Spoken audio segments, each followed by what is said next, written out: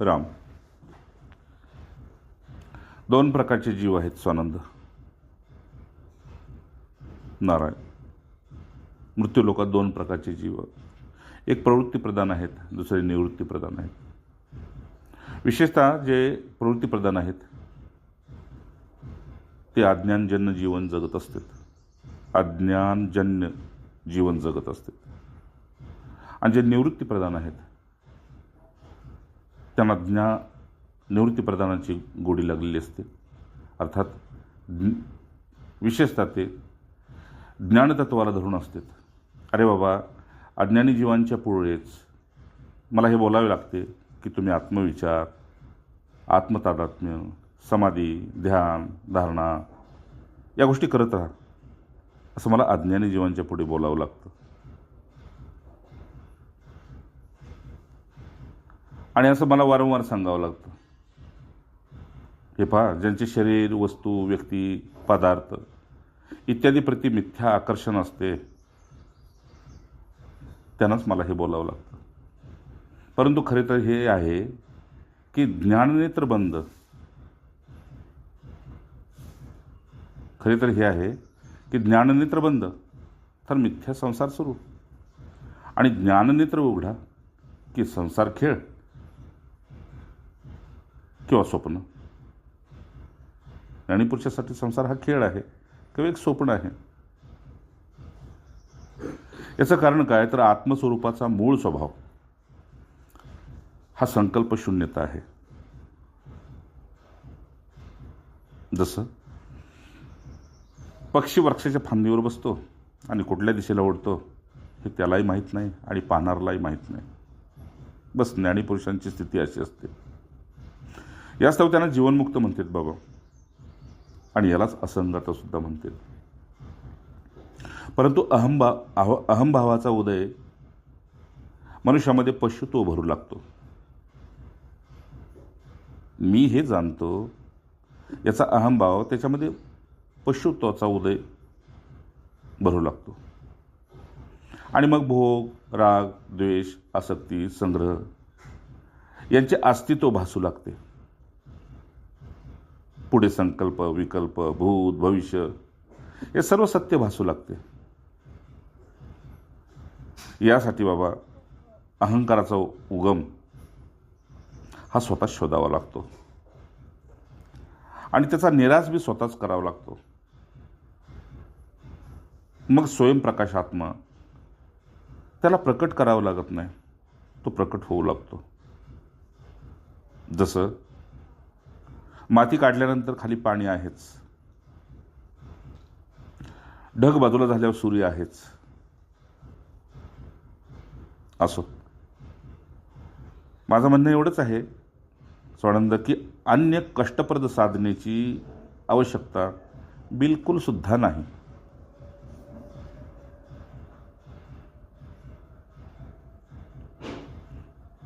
विभू म्हणजे मीचे अस्तित्व ज्यावेळी प्रकाशित होते तेव्हा मी ब्रह्म आहे, आत्मा आहे, चैतन्य आहे हेही तिथे उघड नसते, पण प्रकट असते. हे लक्षात ठेवा. म्हणजे एखाद्याला मी पुरुष आहे म्हणून सांगावं लागतं का? हे अगदी तसंच आहे. अरे बाबा, सागराच्या तळात बसलेला व्यक्ती कुणाला आणि काय सांगणार की मी कोण आहे, कुठे आहे, कसा आहे, तुम्ही कसे आहात? ना ना ना, बिलकुल पूर्ण बोधशून्य. पूर्ण बोधशून्य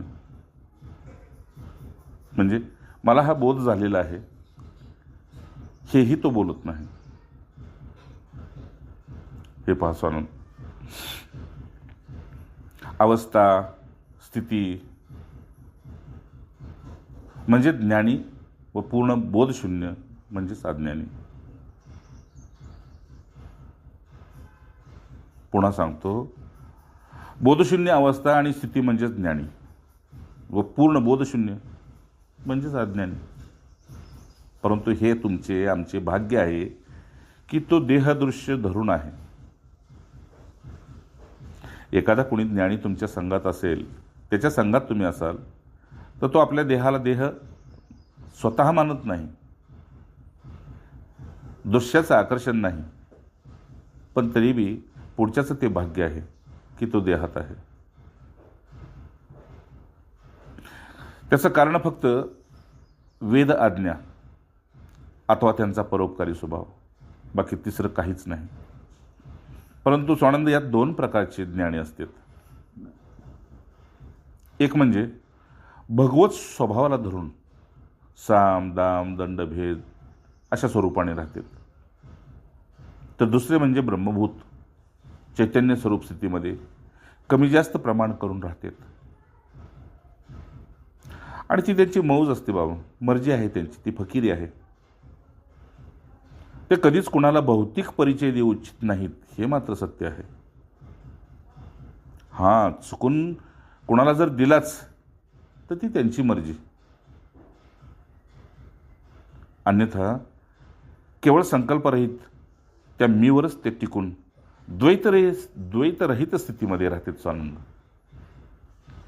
हे त्यांचं फार मोठं श्रेष्ठत्व आहे स्वानंद.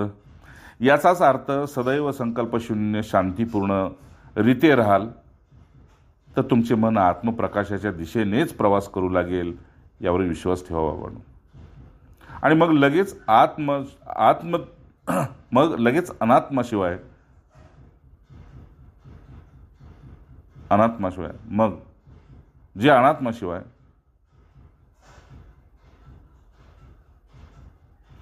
तोच शुद्ध चैतन्य स्वरूप,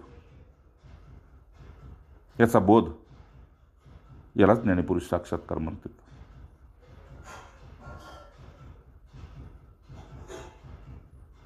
बरं,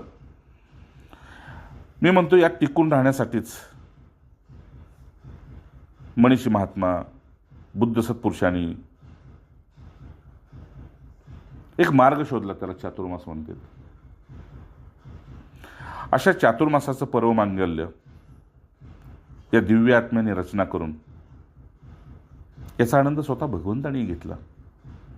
हे पाच आनंद स्वतः त्याचा आस्वाद घेऊन सर्व जनमानसांच्यासाठी ते धडा घालून गेले.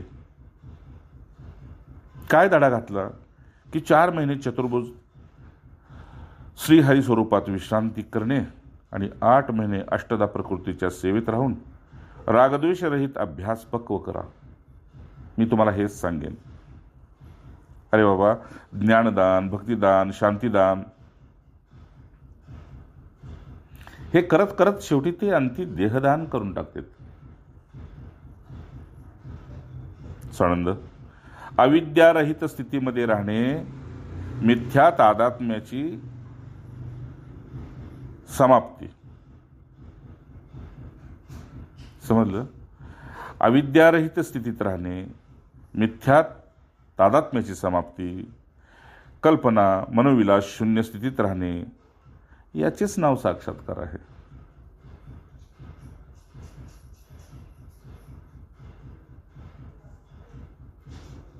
सोपं आहे ना? आहे की? अविद्याजन्य स्थितीत राहणे म्हणजे सत्यालाच मूल्य देणे, असत्याला नाही.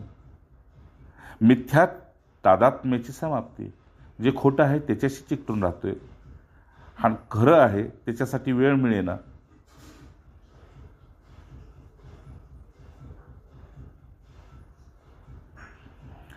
एवढंच काय, मोकळ्या वेळात कल्पनेमध्ये वेळ जातोय, मग सत्यामध्ये मौन का होत नाही?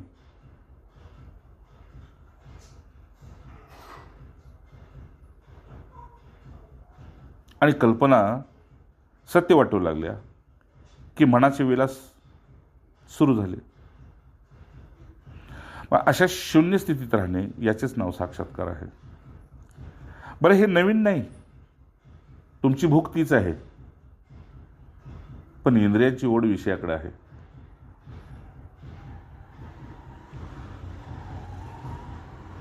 जे तुम्हाला शक्य नाही आणि ज्याला हे शक्य झालंय तिथे विश्रांती करणं तर तुमच्या हातचं आहे.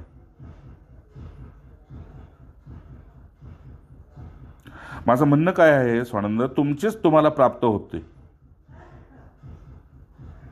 तुमचेच तुम्हाला प्राप्त होते. तेव्हा त्या क्षणाला हे महापुरुष शोधकर्ता जे आहेत त्याला साक्षात्कार म्हणते. आता यात वेगळं काय आहे सांग. जड रूपानं शरीर आहे, चेतन रूपानं तुम्ही स्वयं आहात. पण जडचेतनाच्या निमित्तानं जे जीवपण आलेलं आहे त्याचा शोध घ्यायचा आहे.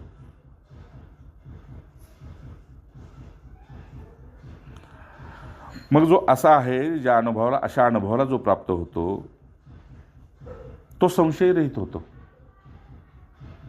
जसं आपण कार्याकाराने एखादं स्त्रीचं वस्त्र जरी घातलं तरी आपण स्त्री नाही हे आपल्याला माहीत आहे. तसं जीवरूपाचं वस्त्र धारण केलं असलं तरी मूळचा कोण मी आहे हे माहीत आहे. मग हे जीवरूपी वस्त्र आहे ना. पण हे शिवानं पांघरलंय म्हणून अर्धनारी नटेश्वर शिव, परिपूर्ण मी कोण आहे हे त्या शिवालाही माहीत आहे.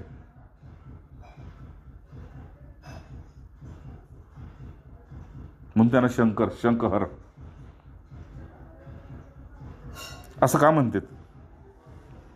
तर मग तो संशयरहित झालेला आहे म्हणून तो महादेव आहे. आपण त्याचे अंश आहोत का आपण तेच आहोत हे स्वयंभू ठरवायचं. म्हणजे ब्रह्मास्मी का तत्त्वमसी. हे जे द्वंद्वरहित आहे खूप सरळ, सुंदर आणि कष्टरहित आहे.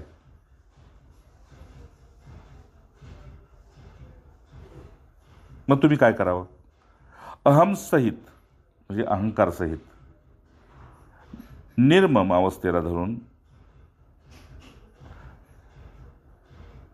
ब्रह्मास्मित परम विश्रांतीला प्राप्त व्हायचं आहे. अहमरहित म्हणजे आणि निर्मम म्हणजे जे दिसतंय दृश्य त्याच्याशी आपली ममता आहे. आणि ज्याला मांडलेला आहे मी जीव तो अहमसहित आहे.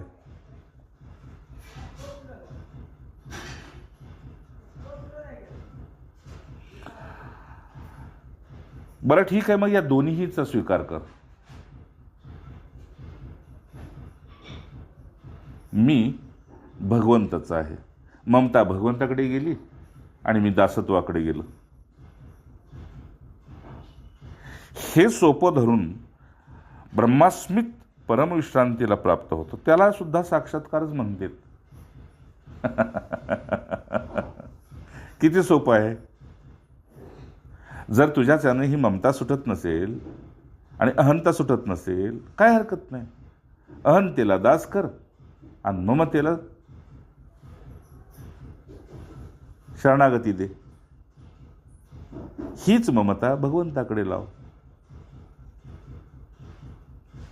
हे सत्य आहे, सरळ आहे, स्वच्छ आहे.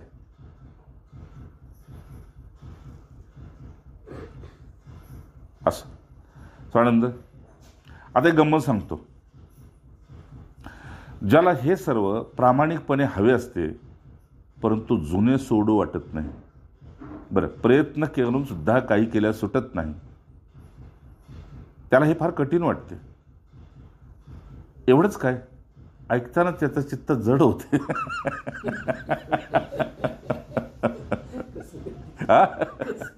कसं माझंच सांगते का. किती विचार केला असेल त्यांनी. नाही बरं, त्याला ऐकताना हे जड वाटते आणि जडपणामुळे तो अस्वीकार करण्यासाठी पुढाकार घेतो. अरे ज्ञानी पुरुष असते तो संसाराचा तिरस्कार बी स्वीकारतात आणि पुरस्कार बी स्वीकारतात. म्हणजे कुणी त्यांची निंदा केली तरी स्वीकारतात आणि कुणी स्तुती केली तरी स्वीकारतात, पण दोन्ही झुगारून टाकतात.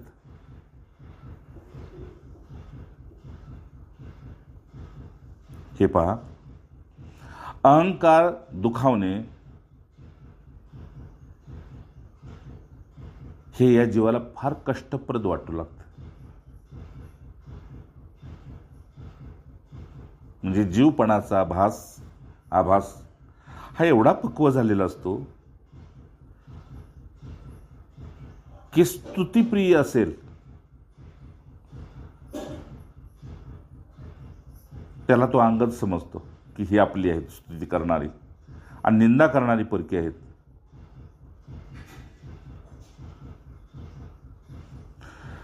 ज्ञानीपुरुषांचं असं नसतं स्वानंद.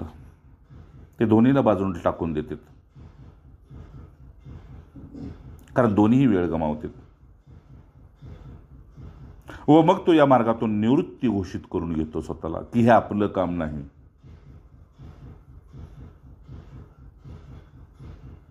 कुणाचं? की ज्याच्या चित्ताला हे ऐकून जडत्व येतं. अरे खरा आनंद यातच आहे. साधन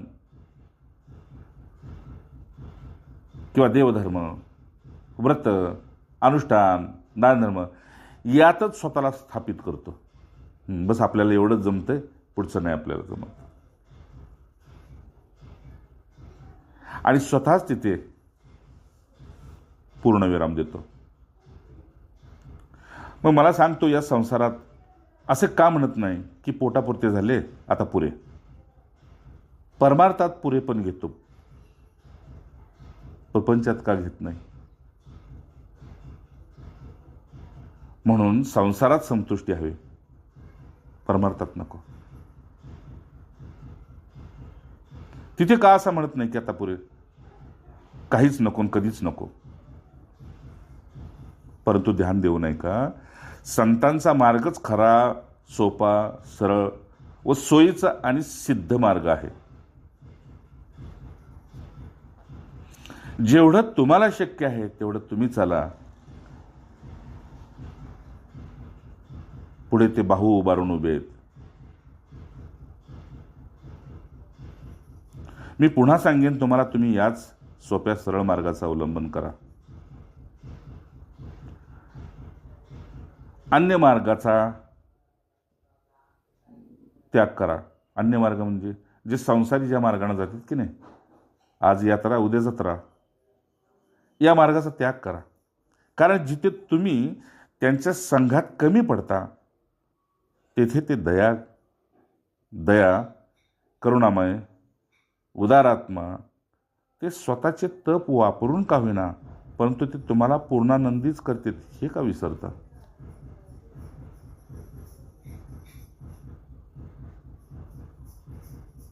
ते तुम्हाला अर्ध्यावरती कधीच सोडून तुमची फजिती पाहत नाहीत, यावर विश्वास ठेवा बाबा.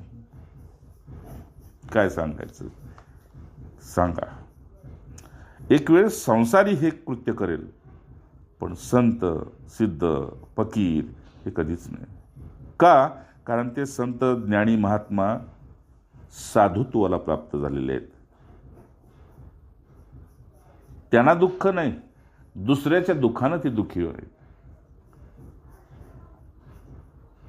आणि दुसऱ्याच्या सुखानं ते आश्चर्यकारक आहेत. कारण ज्याला सुख हे मृगजाळाप्रमाणे आहे हे माहीत नाही, त्यामुळे हे दुःखी आहे. सोनादा त्यांचे वचन म्हणजे काय सांगू, जीवात छेद असते.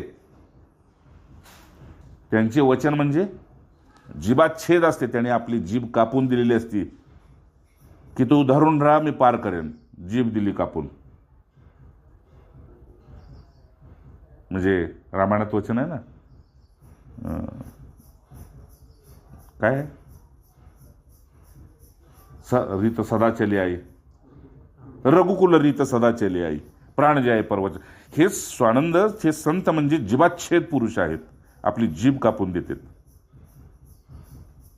असो, भाग्यवंताने त्यांच्या आश्रयात राहणे, बस एवढाच पुरुषार्थ.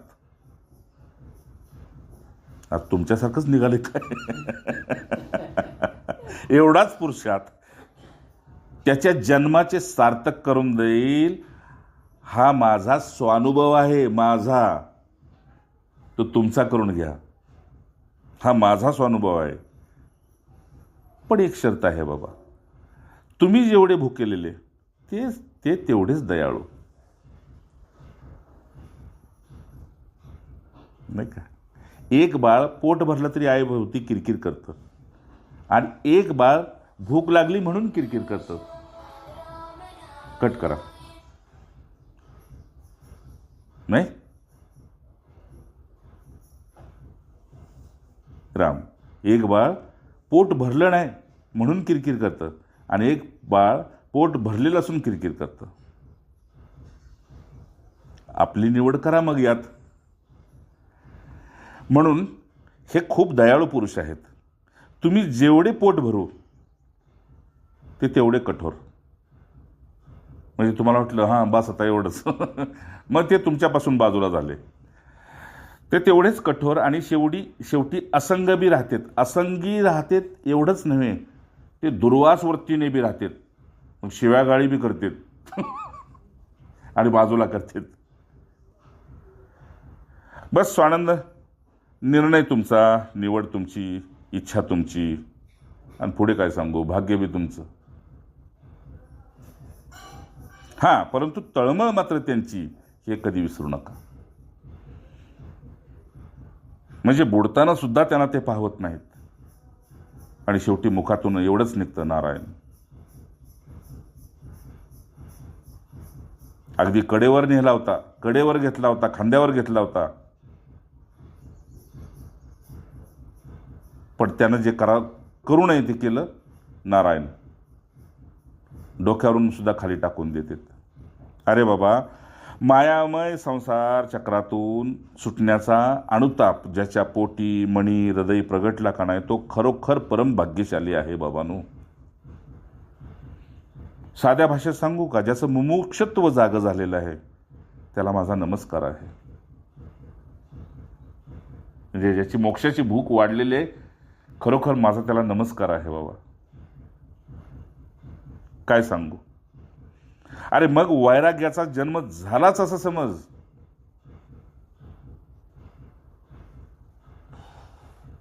धन धान्य संपत्ती पशु हे तर पाप्याच्या घरी सुद्धा असतं म्हणतात, पण वैराग्याचा जन्म ज्याच्या घरी झाला त्याच्यासारखा भाग्यवंत तोच आहे. अरे बाबा, वैराग्य उपजणे म्हणजे साक्षात रामजन्मच झाला असं समज.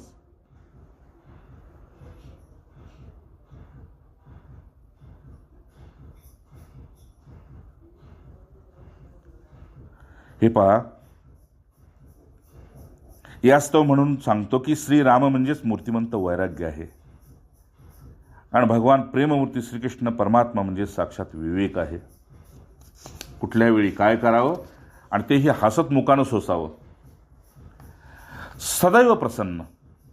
कृष्णमूर्ती म्हणजे सदैव प्रसन्न, सदैव मधुर मूर्ती, सदैव मैत्रवर्ती, आणि साक्षात मायातीत परब्रह्म. मग मला सांग, अशा विवेक वैराग्याचा सदुपयोग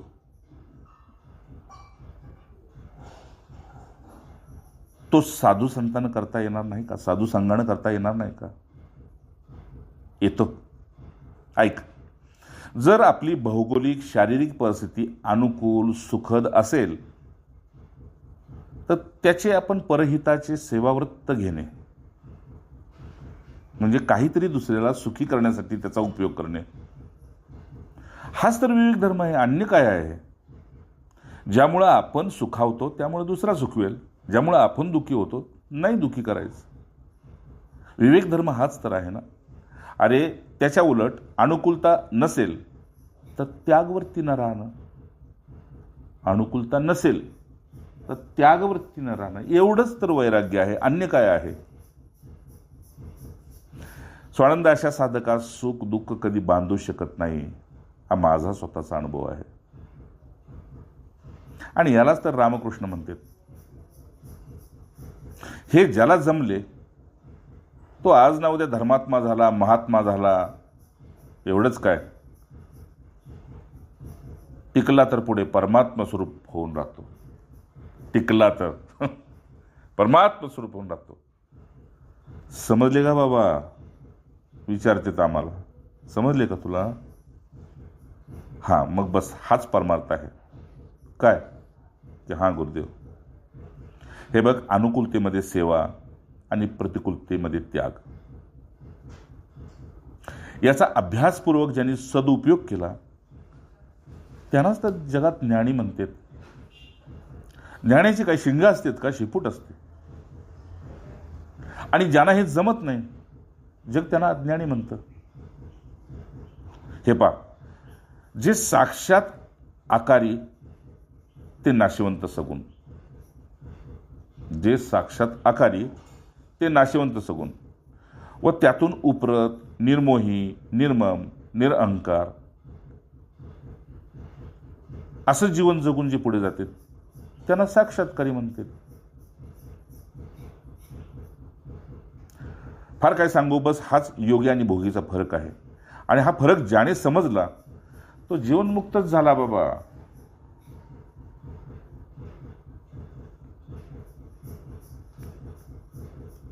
म्हणून तारणारी आणि मारणारी वाट ही ज्याची त्यानं शोधायची असते. तेवढा तर विवेक हवाच आहे. कुणाचा संग करावा की ज्यामुळे तरलो जाईल, आणि कुणाचा संग टाकावा यालाच तर विवेक म्हणतात. मग शास्त्र यांना स्वतःची ओळख झाली म्हणून ज्ञानी म्हणतात. आणि जगाने ओळखावा म्हणून रात्रदिवस कष्ट घेतो त्याला अज्ञानी म्हणतात. असो, फार काय सांगू, जे जसे आहे त्याची स्वच्छ ओळख ज्याला झाली तो बाह्य साधनेची ओझी वाहत नाही. हे बघ स्वानंद, अजून साध्या भाषेत तुला सांगू का, जो संकल्प विकल्प आणि कल्पनात अडकला तो अज्ञानी, व जो निसंकल्प निरपेक्ष निर्वैर बस तोच ज्ञानी आहे. अरे ज्ञानी कसला? तो साक्षात ब्रह्मात्माच आहे. बस पाहणाऱ्याला ती नजर प्राप्त झाली पाहिजे. हे बघ स्वानंद, या जगात दोन्हीही राहतात, परंतु फरक हा की ज्ञानी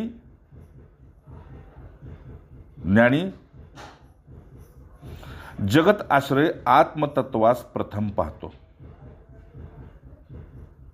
जगाला आश्रय देणारा जो परमात्मा आहे त्याला तो प्रथम पाहतो आणि नंतर त्याचे क्षणभंगुरत्व पाहतो की माया भगवंताची आहे पण भगवंत मायेत नाहीत. कारण माया द्वैतमय आहे आणि ती क्षणभंगुर आहे. असो, त्या ज्ञानीसाठी हा संसार पडद्यावरचा खेळ मात्र आहे. बस जसं डोळे उघडले तर जग दृश्य दिसू लागतं, आणि डोळे बंद केले की आपणच आपल्या स्व आत्मप्रकाशामध्ये जातो. अज्ञानी याच्या विरुद्ध मोहवश संकटात सापडतो आणि त्राहिमाम करून घेतो. ज्ञानी आणि अज्ञानीमध्ये देहतादात्म्य संवेदना समानच असते. ज्ञानी आणि अज्ञानीमध्ये म्हणजे तुम्हाला अज्ञानीला आणि ज्ञानी पुरुषाला जर काही शरीर वेदना झाल्या तर त्या समानच असतात. परंतु तो ज्ञानी दुःखाधीन नसतो, परिस्थिती अधीन नसतो आणि कर्माधीन नसतो. कारण काय? तो फळाच्या आशेतून निवृत्त झालेला आहे. त्यालाच गीता पूर्ण निर्लेप अवस्थेचा धणी म्हणतात. अशी धारणा करून तो कार्यात असून कार्यात नसतो, संसारात असून संसारात नसतो, देहात असून देहात नसतो, जनात असून जनात नसतो, आणि जोडीला संघाला मन असून सुद्धा उन्मनी अवस्थेमध्ये असतो. आता हे थोडंसं जगून अनुभवून पहा. म्हणून ज्ञानीपुरुषांचं जगणं हाच त्याचा सिद्धांत आहे. शेवट करतो. हे बघ स्वानंद, ज्ञानीपुरुष मनोनाशामुळे जागृत स्वप्न आणि सुषुप्तीचा खेळ केवळ साक्षी भावाने पाहत असतो. म्हणून त्याला माहीत आहे मी आकाशासारखा निर्लेप आहे, द्वंद्वरहित आहे आणि अहंकाराने निर्मम रहित आहे. त्यांची विशेषता म्हणजे एवढंच आहे की त्यांचे जगणे देह तादात्म्य बुद्धीचे नसते. त्यांचे बोलणे परहितकारक असते. दुसऱ्याच्या हितासाठी बोलतील, स्वतःच्या इच्छेपूर्तीसाठी नाही. अशा ज्ञानी पुरुषासाठी जगत एक नित्य स्वप्न असते, हे पुन्हा पुन्हा सांगतोय.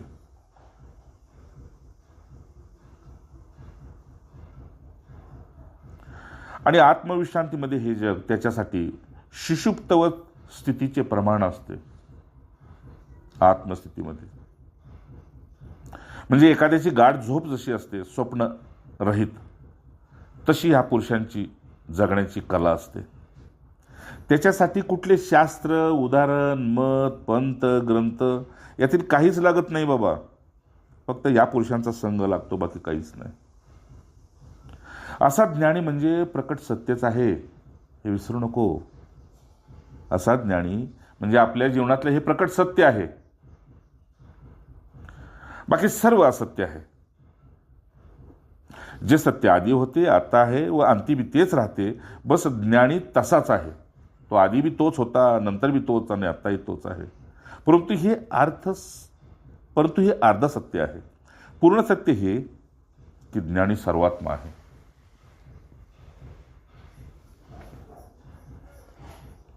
एवढंच काय तो सर्व स्वरूप आहे, एवढंच काय तो सर्वस्व आहे. आणि म्हणून त्याला शास्त्र अद्वैत ब्रह्म असं म्हणते, निर्मळ चैतन्य असं म्हणते, निर्मळ आनंद असं म्हणते.